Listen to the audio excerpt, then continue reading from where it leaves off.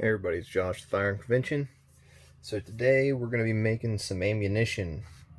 We're making some Subsonic 300 Blackout ammunition using the Hornady 225 grain bowtail hollow point. I'm making some Subsonic ammunition to test out the new Tech 1 in 5 twist 300 Blackout barrels. So the one I got being sent my way is a 9.5 inch barrel, and we're just gonna see what it does. I'm gonna run it through its ringer. I'm gonna basically shoot everything in it that I can. I'm gonna shoot some cast. I'm gonna shoot some jacketed. I'm gonna shoot supers and subs, suppressed and unsuppressed. And we're just gonna go through and see if we can't get some feedback on this thing, because it's a new barrel. They're just bringing it out, and it's a new twist. They've done 300 Blackout before.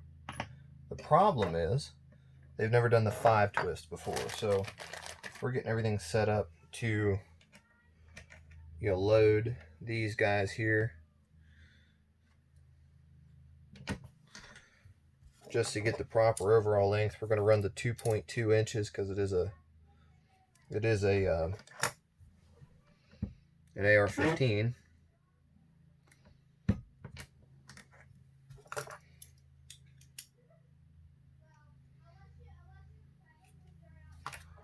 So basically, it's a little long still. It's always funny to run these subsonic bullets, to make subs, because the bullet itself is actually longer than the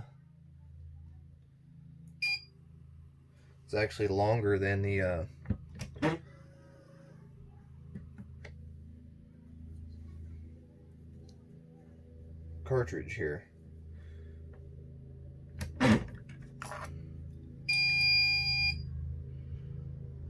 .07.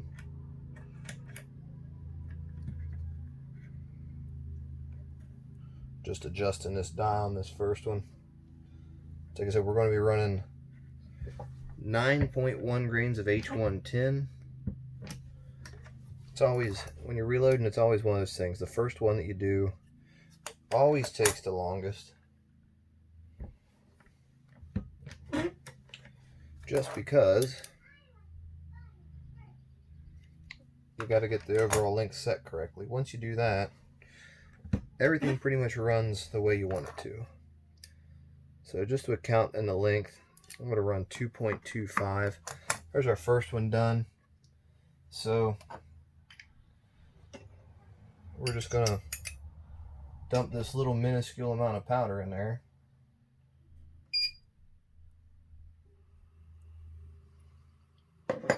Dump this minuscule amount of powder in there. I'm going to reset this one here.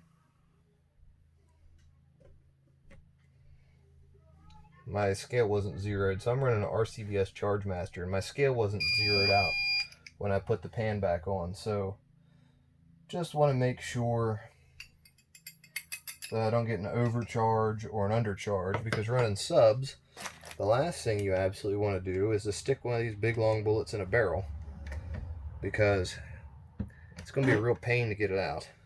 So I'm going to try and keep everything kosher.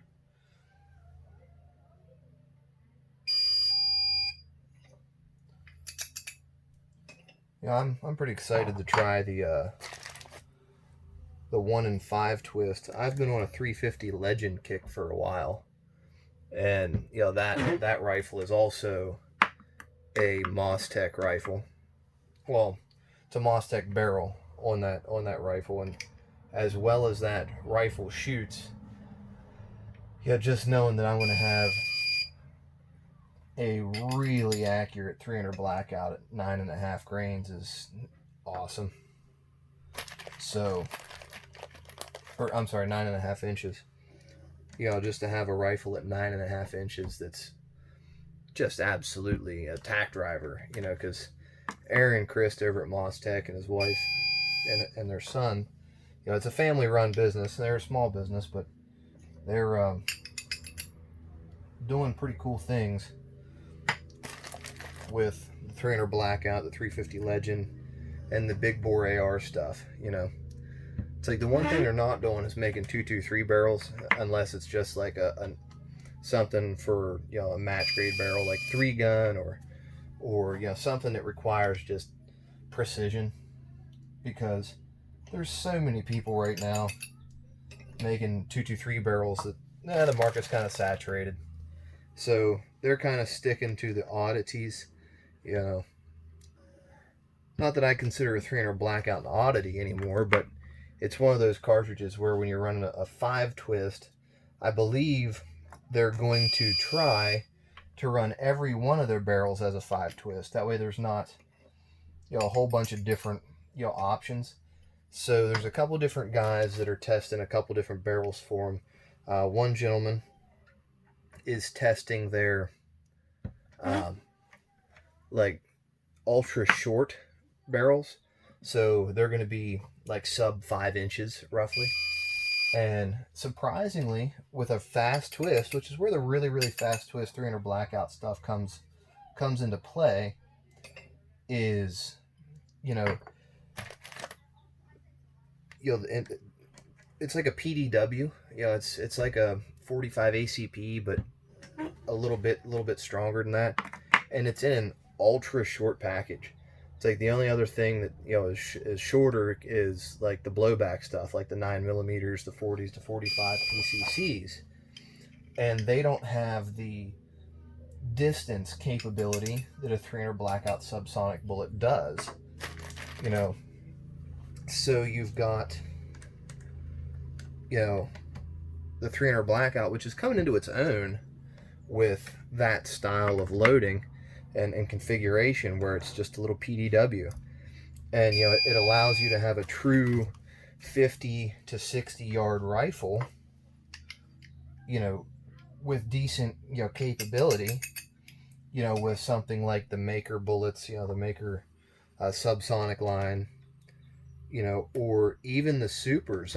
Maker has a 85 grain, I believe it is, expanding supersonic bullet that in the really short barrels, like 6 inches and such, they're still netting like 2,500 feet per second with them. So it's still a really versatile cartridge, even with a barrel as short as 5 inches. Now, Moss Tech is using a micro gas system, I believe, on the ultra short barrels, and basically, you know, they're making sure everything is 100% ready to go with their ultra shorts. I'm testing the 9.5 inch because, like I said, you know, over stabilization really isn't a thing. It's like people say, you know, that you can over stabilize a bullet, but a bullet's either stabilized or it's not stabilized.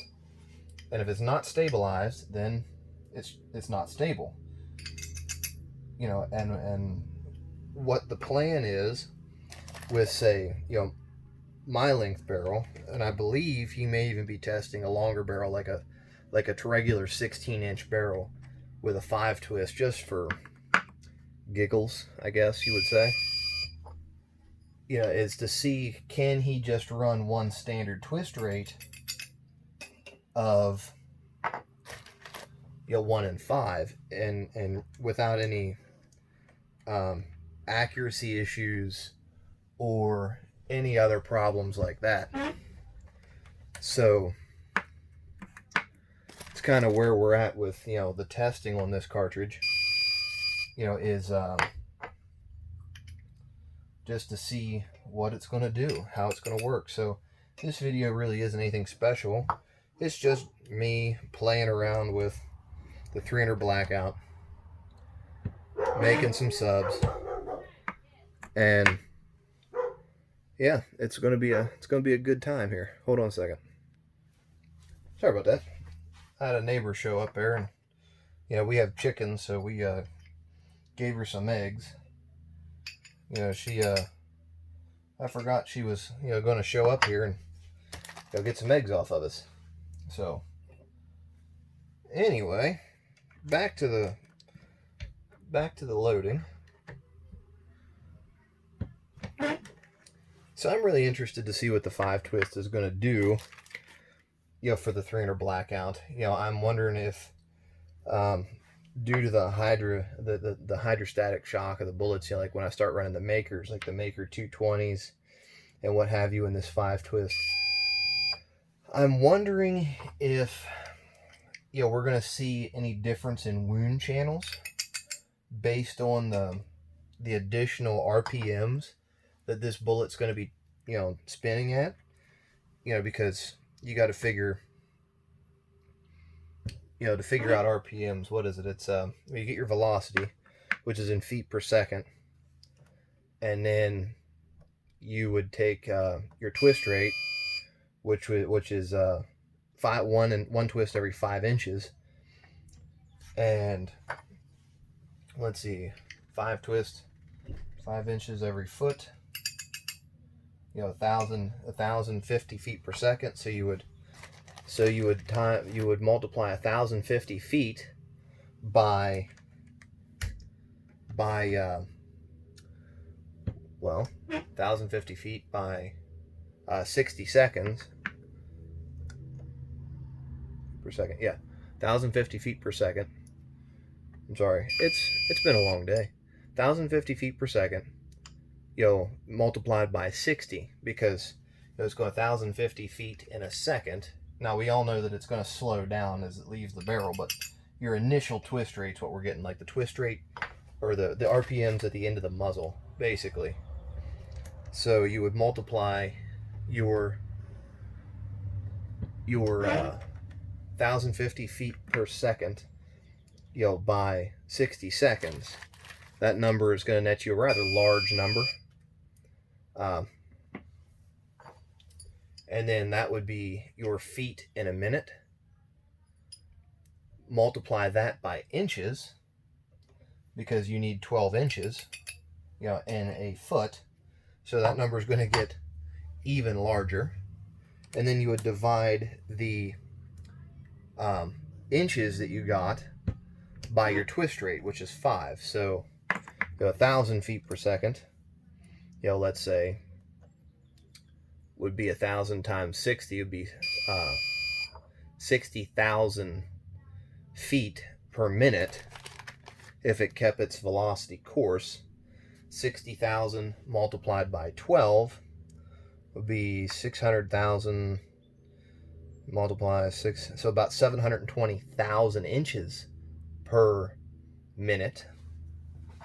And then you would divide 720,000 inches by 5, and that would get you your revolutions per minute, or RPMs, of the bullet spinning. So granted, the bullet's only going to spin once in 5 inches, but what we want to know is if that bullet came out the end of the muzzle, never lost speed as it was going down the road, you know, it just continued to go at the exact same velocity, how many times would this bullet spin in 1 minute? You know, and that gives you, you know, that's the calculation for it. So I don't know if that's going to change the wounding characteristics of these bullets. Are they going to come apart?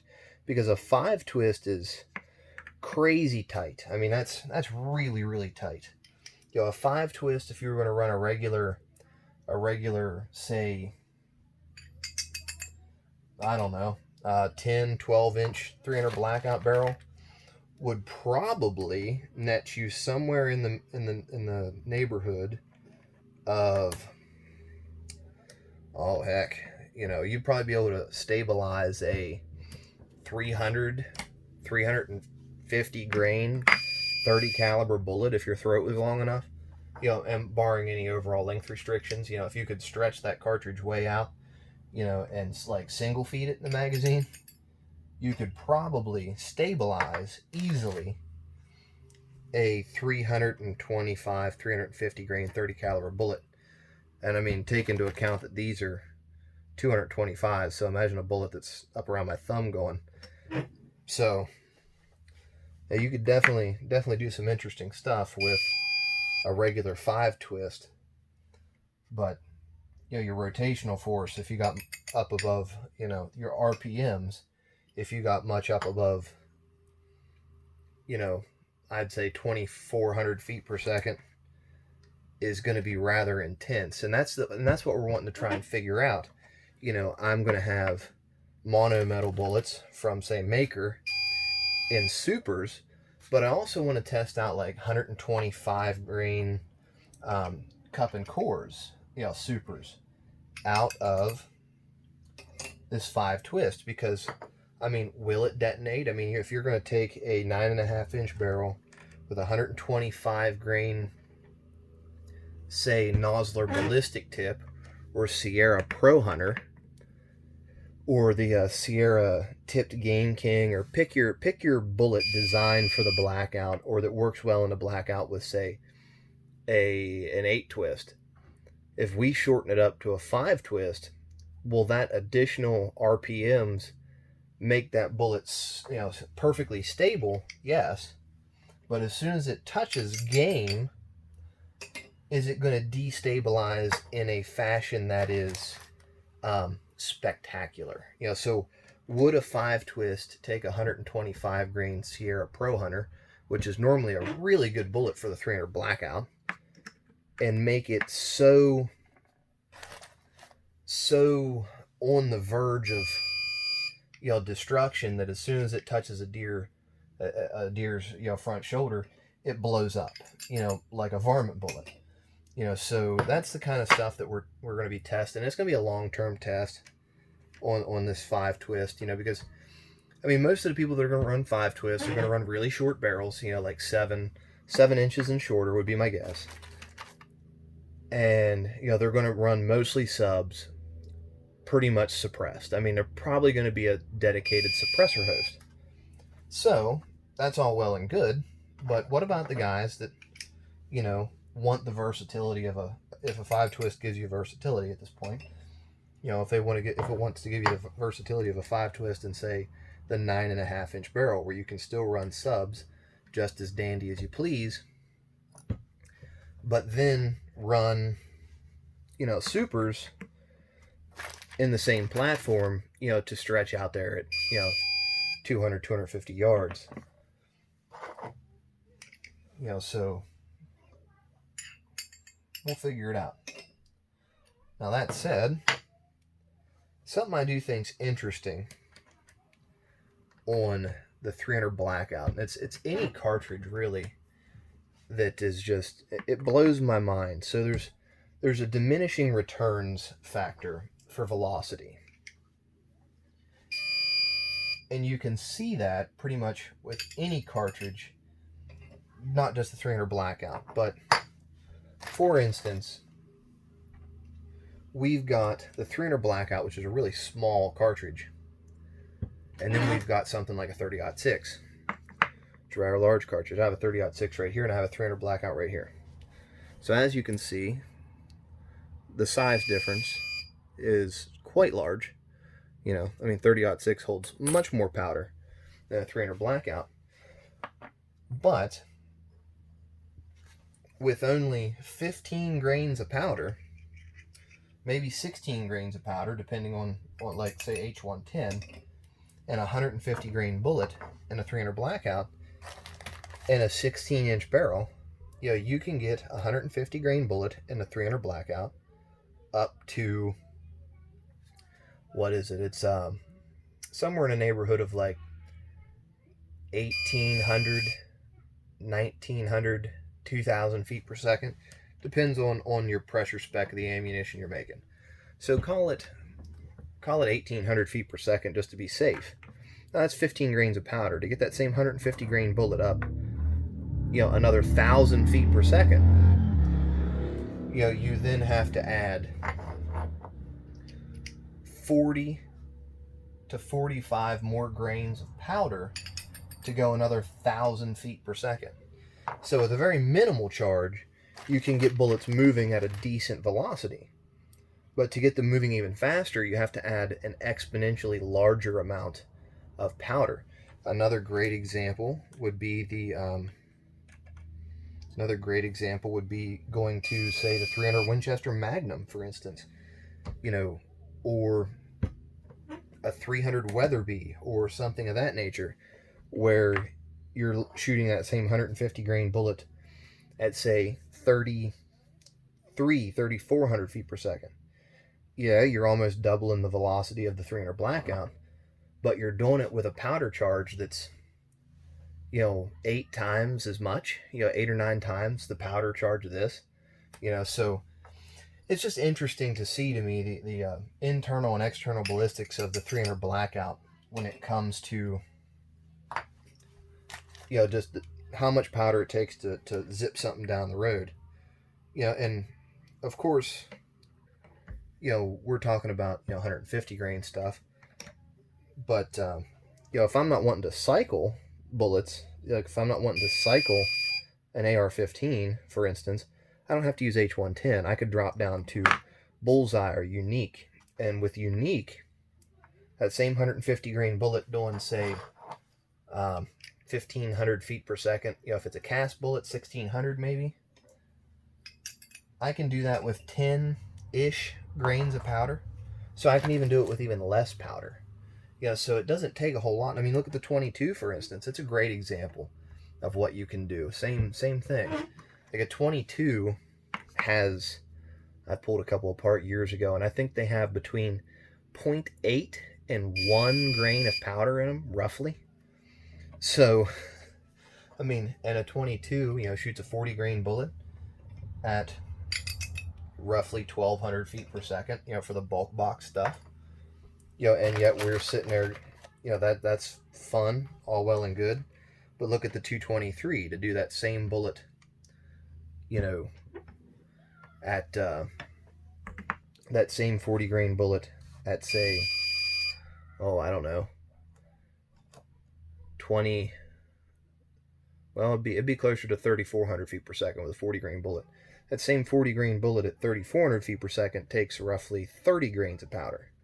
So to go that extra 2,000 feet per second just takes exponentially more powder. If it was a direct linear graph, you'd be able to get a 40 grain bullet up to 3,600 feet per second with about 3.5 grains of powder if it was linear. But it's not. It's curved. So it's the law of diminishing returns. Which is why, for instance, jetliners are really, fuel efficient for a large airplane, like, say, a Boeing 747, but like a fighter jet for the military is woefully inefficient. But the velocities that can be obtained by that projectile, for lack of a better word, it's a guided projectile by a pilot, are much larger, much higher than a standard, passenger jet, So it's just interesting, that it doesn't just apply to, external ballistics. Wait a minute. It doesn't apply to external ballistics exclusively. It's also in pretty much everything in life. To move something to a decent clip, it takes minimal energy expenditure, but to get it moving even faster takes a good chunk of, energy expenditure.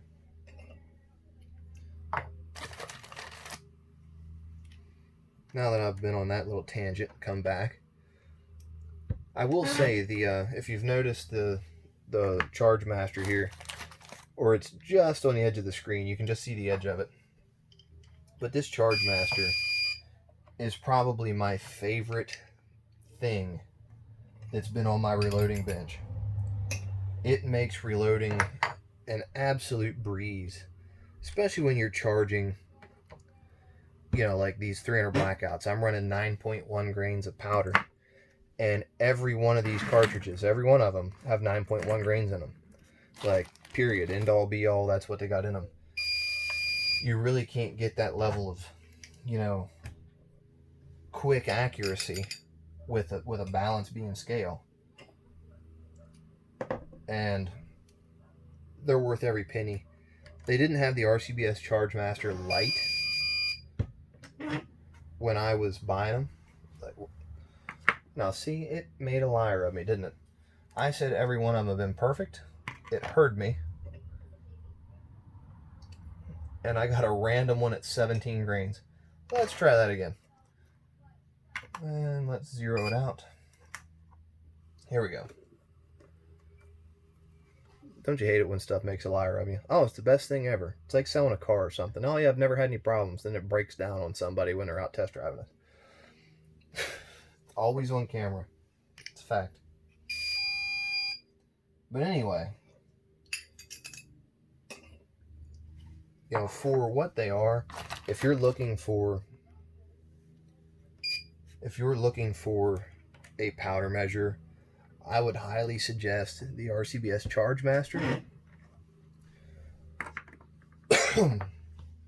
or the RCBS Chargemaster Lite. You know, they're just absolute awesome machines. It's worth your time to pick one up. I mean, you can reload precision. I reload, you know, my long range stuff on this. Be it the 6.5 Creedmoor, the 6 Creedmoor, you know, the 6 PPC for the short range close, you know, work. And honestly, it does a great job. You know, even my hunting ammunition, you know, for, you know, my 30-30s, my 30-06s, and my 270s, all that stuff. There's nothing like being able to type in, you know, 57 grains and know that my RCBS Chargemaster is going to throw 57 grains of IMR 4350 for me to place 168 grain or 165 grain Sierra, you know, Game King on top of it. And it's going to be the same for my 30-06 every single time. You know, it's, you know, with your extreme spreads and your standard deviations and all that stuff. I mean, it really helps tune a load, and it saves so much time. So much time. I remember when I first went to Colorado to hunt elk with this Chargemaster.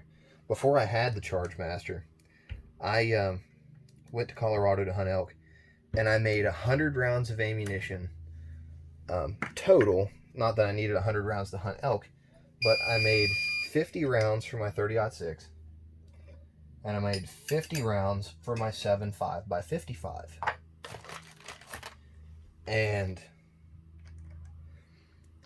you know, that sounds like a lot, but I mailed 50 rounds where I was going, and then I took 50 rounds with me. So I took 25 rounds of each cartridge, you know, with me, and I took 25 rounds and put it in the mail. And I did that because I wanted to make sure that I had ammunition for the 7.5 by 55. I was hunting with an old military surplus gun, and I wanted to absolutely make certain that my ammunition was there, you know, because that's everybody that's elk hunting. They're like, oh, take a standard caliber. That way, if you lose your ammo, you can get some while you're out there in the middle of, you know, screwball Colorado, right? So that's what I did. And yeah, I wanted to take my 7.5 by 55. And it worked out really well. But the point is, it took me, I want to say, every bit of 3 hours of work to make the 100 rounds of ammunition.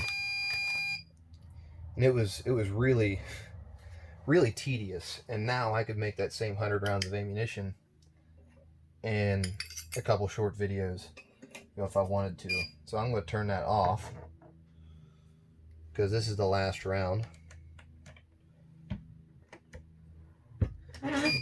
And there it is. 50 rounds of 300 Blackout with the Hornady 225 grain hollow point boat tail match bullet. So There's the bullet we loaded. There is the loaded round beside it. That is a lot of bullet. But anyway, guys, I appreciate you watching. I know it was a longer video, but if you have any questions, leave them in the comment section. Give us a like, a comment, subscribe. Do all the things to help us out, to let us know that this is the kind of stuff that you're looking to see. So anyway, we'll see you later.